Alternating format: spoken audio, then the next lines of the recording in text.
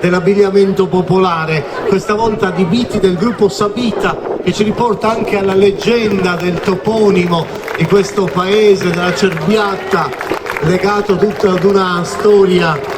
curiosa che racconta appunto di questo luogo. Ebbene, queste stoffe che diventano preziosità attraverso le tinture, attraverso i ricami, attraverso i tagli, attraverso gli accostamenti e lo spettacolo delle stoffe di questa associazione culturale e folclorica così attenta a svolgere il proprio ruolo di ambasciatore culturale di questa comunità nell'abbigliamento e nel ballo, perché il ballo comincia proprio con lo sviluppo, come spesso accade, uno ballo serio zirattu a dillu con Tommaso Corda all'organetto e naturalmente i vostri, ma sono, come dire, i danzatori di tutti, quelli di Bitti, de Sabitta.